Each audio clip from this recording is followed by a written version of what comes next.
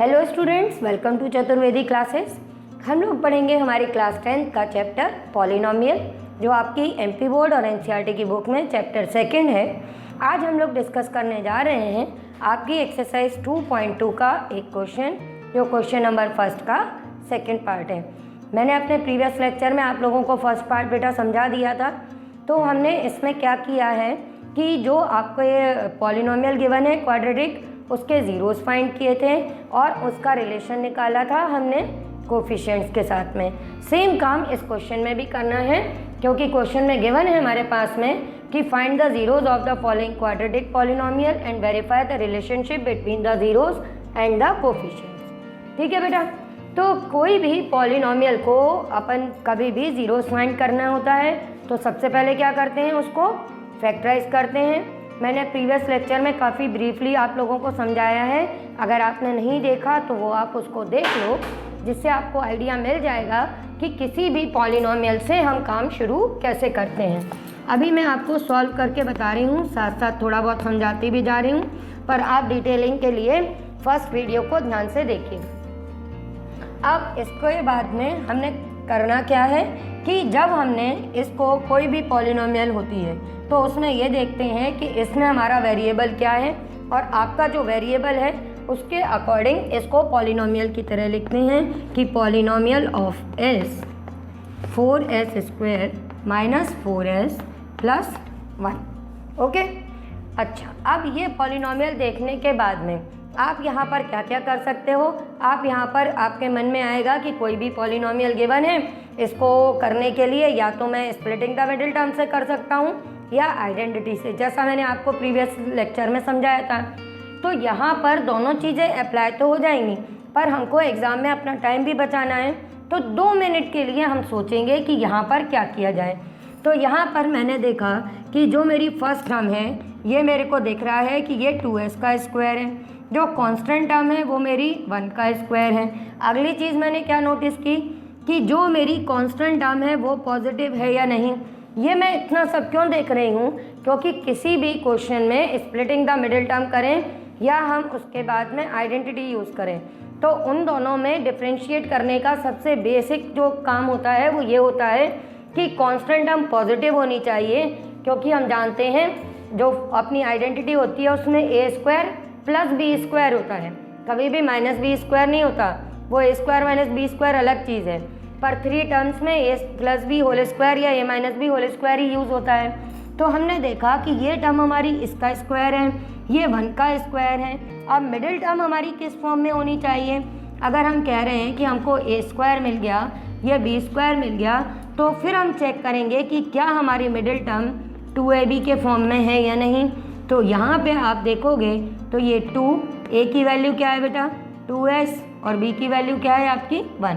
तो ये रिजल्ट क्या आया 2 to the 4s, सेम चीज़ आ गई। तो ये अगर आप चेक कर लोगे तो फिर आपको पता चल जाएगा कि आपका क्या करना है। यहाँ पे आपको आइडेंटिटी यूज़ करनी है, और अगर आप स्प्लिटिंग द मिडिल टर्म से करोगे बेटा तो भी सेम आंसर आएगा। तो जल्दी से चलो अब इसको कर लेते हैं। हम इसको आइडेंटिटी से सॉल्व, इसको हम लिख देंगे 2 × 2s × 1। जो काम हमने पहले किया था वो हम रफ में चेक कर लेंगे और उसके बाद में यहाँ पर करेंगे, क्योंकि हमें बोर्ड का एग्ज़ाम देना है और बोर्ड के एग्ज़ाम के अकॉर्डिंग हमको स्टेप्स की मार्क्स मिलने हैं, तो वो बिल्कुल नीट एंड क्लीन होने चाहिए। अब जब आप ये चीज़ लिख दो तो यहाँ पर रीज़न ज़रूर लिख देना कि using identity a² minus 2ab plus b² is equal to a - b whole square. ये बेटा लिखना ज़रूरी रहता है कि हम टीचर को मतलब एक्सप्लेन कर दे रहे हैं कि हमने क्या चीज़ यूज़ की है। तो ये आपके पास में जब आप ऐसे करोगे तो अब क्योंकि आपको इसके ज़ीरोज़ निकालने हैं तो आप केवल इतना ही होल स्क्वायर करके नहीं छोड़ना, आप इसको लिख देना 2s - 1 एंड 2s - 1, मतलब इसी चीज़ को 2 टाइम्स लिख देना और आपका फैक्टराइज हो जाएगा। अब आपका नेक्स्ट स्टेप क्या होना चाहिए, पहला काम फैक्टराइज, दूसरा काम ज़ीरोज़ फाइंड करना। तो अब हम ज़ीरोज़ कैसे फाइंड करेंगे। ज़ीरोज़ के लिए आप लोग को याद है ना कि हम क्या करते हैं, ज़ीरोज़ के लिए हम लिखते हैं फॉर ज़ीरोज़ हमारी जो पॉलिनोमियल की वैल्यू है वो 0 के इक्वल होनी चाहिए। पॉलिनोमियल की वैल्यू 0 के इक्वल होनी चाहिए मीन्स 2s माइनस 1 और 2s माइनस 1 जो आपने फैक्टर निकाले हैं वो 0 के इक्वल होने चाहिए। कभी भी डायरेक्ट यहाँ पर इक्वल में 0 मत लिख देना, नहीं तो ये तुम्हारी जो पॉलिनोमियल है वो इक्वेशन में चेंज हो जाएगी और क्वेश्चन रॉन्ग हो जाएगा। ये गलती नहीं करनी है।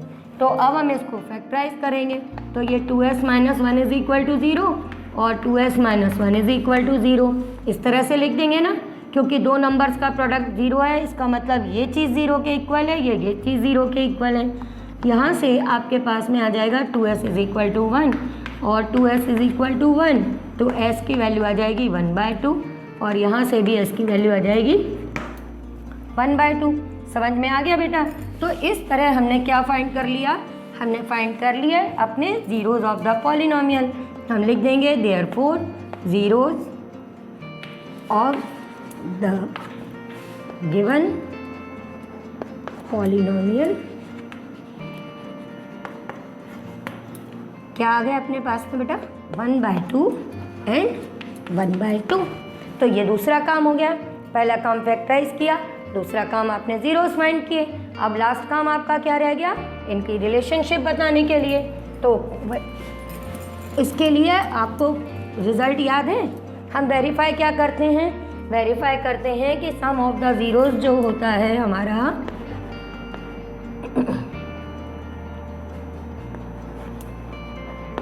वो किसके इक्वल होता है, सम ऑफ द जीरोस। चलो याद नहीं है, मेरे साथ साथ रिवाइज करना। सम ऑफ द जीरोस मीन्स ये दो हमने जीरोस फाइंड किए हैं, ये आपके आएंगे 1/2 1/2। इसको सॉल्व कर देना, एलसीएम आएगा 2। अब ये तो आपको मालूम है ना, ये 2/2 मीन्स आंसर क्या आ जाएगा आपका 1। और सम ऑफ द जीरोस किसके इक्वल होता है, negative coefficient of x divided by coefficient of x square के इक्वल हो जाता है।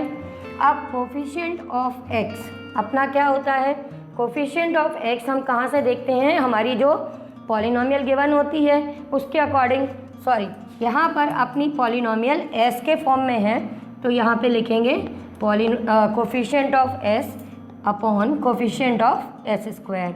अब अपनी पॉलिनोमियल थी 4s square minus 4s plus 1, तो s का कोफिशिएंट क्या आएगा बेटा अपना -4। और मैं आप लोगों को बार बार बताती हूँ कि सम ऑफ द जीरोज़ में नेगेटिव साइन भी साथ में होता है, तो यहाँ पे negative of -4 divided by s square का कोफिशिएंट वो भी 4 है, तो ये लिख दोगे आप। तो ये 4/4 कैंसिल करना और ये 1 आ गया। तो मैंने क्या कहा था, सम ऑफ द जीरोज़ किसके इक्वल आता है, इस चीज़ के, तो हम यहाँ पर लिख देंगे which is equal to sum of the zeros. तो ये हमारी पहली चीज़ वेरीफाई हो गई। अब हम दूसरी चीज़ और वेरीफाई कर दें जल्दी से, वो होता है आपका प्रोडक्ट ऑफ द जीरोज़।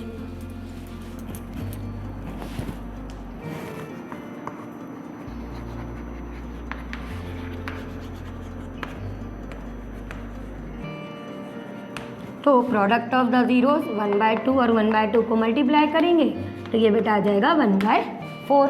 और ये किसके इक्वल होता है, constant divided by coefficient of s square. ये बेटा हमेशा याद रखना, फर्स्ट टाइम जब अपन सम ऑफ द जीरोज़ निकालते हैं तो वो नेगेटिव साइन के साथ में होता है, जो प्रोडक्ट निकालते हैं वो पॉजिटिव साइन के रहता है। और क्योंकि ये क्वाड्रेटिक है तो हमेशा डिवाइड करते हैं जब, तो उसमें coefficient of s square x square t square जो भी वेरिएबल हैं उसके कोफिशिएंट से इसको डिवाइड करते हैं और इसका रेशो निकालेंगे।